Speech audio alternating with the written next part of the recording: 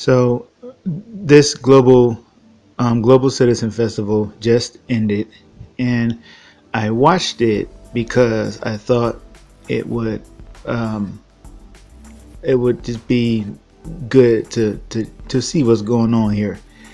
I didn't even know about it till today. I saw the ads, but I kept ignoring it. But anyway, so yeah, it didn't really disappoint. It did have a lot of the things that you would expect from a piece of propaganda for the one world government and this whole one world agenda. I forgot the singer's name, but he even came out and sung the song that goes, "Imagine there's no heaven." And before that, he had this overall message of just coming together and putting aside our differences and all of that. And that's all well and fine, but just like at the Tower of Babel, what man typically does is they imagine evil against the God of heaven. And so you can have your one world religion and your one world government, but it's always going to be Antichrist. And of course, I was expecting there to be some worship somehow, some way of Satan. This is what they do. So I was looking out for the DIVA, and sure enough, they decided to bring out Beyonce. And the first time she came out in black and white with these feathers on her arms. Right now, at this moment, I can't really tell what she was playing or what. Well, what I could gather was that her and Jay-Z, as someone else had suggested to me, I don't know if maybe it was James Cook, maybe. I'm sorry if I misidentified who it was, but I remember someone else had suggested a while back, maybe it was James Cook, that Jay-Z and Beyonce were playing Yahweh and Asherah, or their version of Yahweh, who was really Baal and Ashtoreth. And sure enough, at one point they even brought out Jay-Z wearing a Hebrew, I don't know what it's called, like this thing that goes over the shoulders, and they even had them coming out. They had crosses on each side, so yeah, they looked like Baal and Ashtoreth, but they could also be playing the Gnostic Christ and Sophia. And so they have this idea, this crazy idea that there's this cosmic Christ, or this Christ energy or Christ consciousness, and it is or Sophia is the bride of this Christ or whatever. But the first time her first performance ended there, and I thought that was a little, I wasn't sure how long the show was going to go on, but I was like, yeah, they got to do something else. I know they will. And so yeah, at the end of it, they brought out Beyonce as the Scarlet Woman. From what I could tell, it looked like red. Could have been the lighting. Maybe it was a little bit more purple. And they brought her out, and she sung a few songs.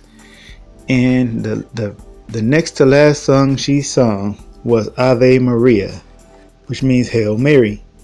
Now that was kind of strange, because I'm like, what does Mary have to do with any of this?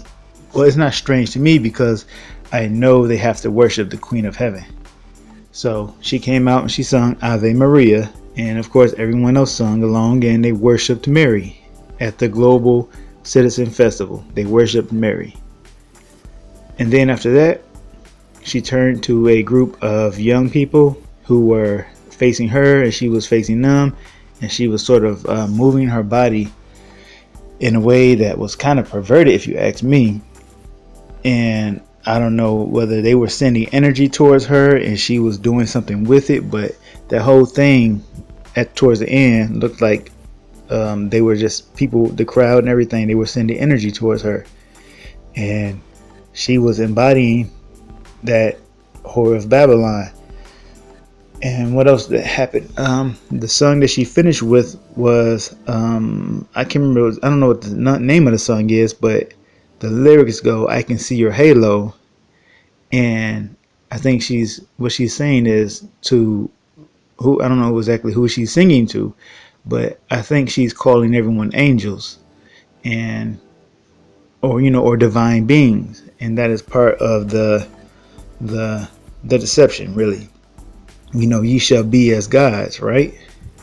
And the New Age and all the esotericists, the occultists, love the idea that we are gods trapped in a fallen state, a mortal state, and we have to rise again. We have died, we have lost our divinity, and we are awaiting our resurrection or our ascension back into godhood again. And so the bottom line basically is that I was positive that they would bring out a diva. I don't know who it was going to be, but then it turned out to be Beyonce. And the people worshipped her as the Scarlet Woman as she sung Ave Maria. Now, for those who are more or less kind of like really, really skeptical about what I've been sharing on my channel, I would just suggest one thing. I'm not trying to convince you of anything, but I would just suggest this. If you consider that if you believe that Satan is real, that Lucifer is real, and that at an event like this, they would definitely have to show that you would expect to see Satan and Lucifer worshipped if you believe that he's real. Well, if you look at the clues that I'm giving you and look at the female, then you will see nearly every time they will bring out a diva, which means goddess, and she will embody a Babylonian goddess or some form of goddess, and she will receive worship, and that worship goes straight to Lucifer. And you don't have to believe me about that, or about the fact that not the fact, but about my belief that Lucifer is the whore of Babylon. You don't have to believe it. I'm just putting it out there, and take it or leave it. All right. So let God be true and every man a liar. So thank you all for listening. Thank you for watching, and may our Lord Jesus Christ bless you.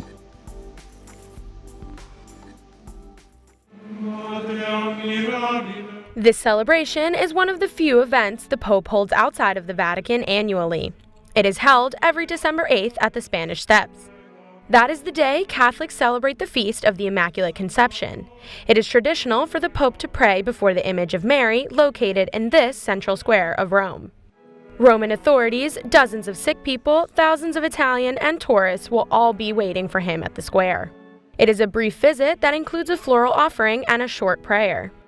Abbiamo bisogno delle tue mani immacolate per accarezzare con tenerezza, per toccare la carne di Gesù nei fratelli poveri, malati, disprezzati, per rialzare chi è caduto e sostenere chi vacilla. The column stands at almost 40 feet tall and the statue at 13 feet. It was inaugurated by Pope Pius IX on September 8, 1857, 3 years after the proclamation of the dogma of the Immaculate Conception. He presided over the ceremony from an artificial balcony built for the occasion. Almost 100 years later, in 1953, Pius XII began the tradition of bringing flowers to this location every December 8th. He did so to inaugurate a Marian year. Every year since, popes have returned there that same day. It is now a well-established tradition in the Eternal City.